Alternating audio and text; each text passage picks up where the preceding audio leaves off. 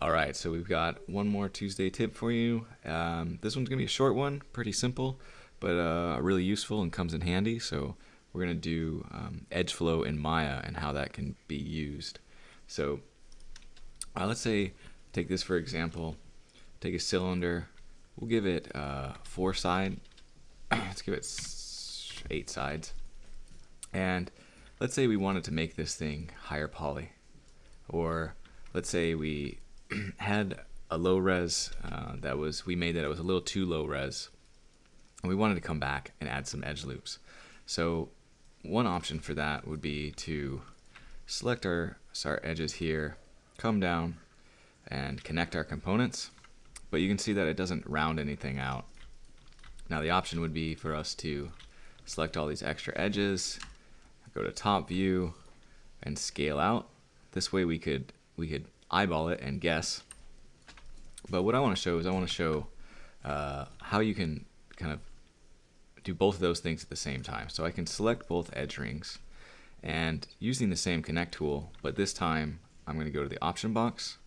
In that option box you have insert edge flow. I can select insert edge flow and hit connect, and you can see what it does is it adds those extra edges in right down in the center of each one, and also rounds everything out. And so that is super useful.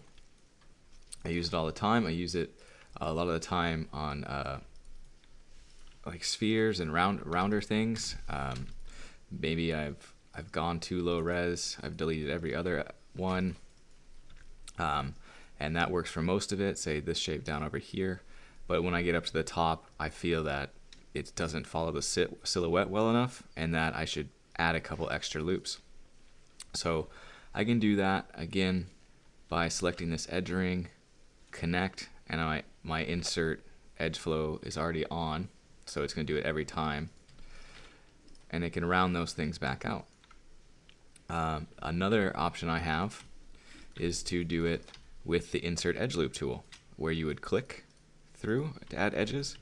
Well, if I hold down shift, it does it with edge flow, and that's awesome, because if I were to decide that I wanted to have 2 loops up here instead of the 1, I can take the insert edge flow, add in 2, delete this one here, and I can control how round these things are.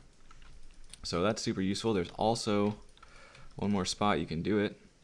So we can turn this off, connect there, so this is connected without edge flow, and we can edit our edge flow down here under edit mesh, and we could apply that and it pushes it out. So we can do it after the fact as well, and we can control our edge flow here and how much it pushes out. So you can see that at 0 it doesn't push out at all, at 1 it pushes out and averages between these 2 points to try and round them out, and at 0.5 or any kind of other number it's going to do it out a little bit. So pretty awesome tool to use and add to your workflow, and really helps out when bringing things down in polygon count and then deciding that, you know, maybe I shouldn't have brought it down that much, so I'll add a couple back in, delete this one, and then keep on going.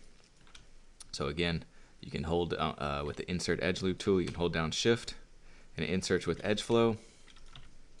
I can select all my edges, go to connect components, turn on edge flow there, connect it there, or I can add an edge normally and then mess with it under edit mesh, edit edge flow, and I can add that edge flow there to that loop here, and that goes for anything. So I could, any of these shapes or any kind of shapes that I've modeled in, I can mess with the edge flow and mess with how they're treated with those buttons there. So hopefully that's helpful.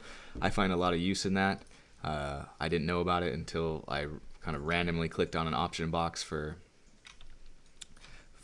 connect components and didn't know what edge flow did, and I hit it and I hit apply, and it kind of changed a lot of stuff. So you can see what it does. It does some weird stuff sometimes depending on what you're trying to do, but when you use it with a expectation in mind, it usually works out pretty good and will will save you a lot of time and energy and a lot of guessing. So have a great week, everyone. Hope these are helpful, and see you next week.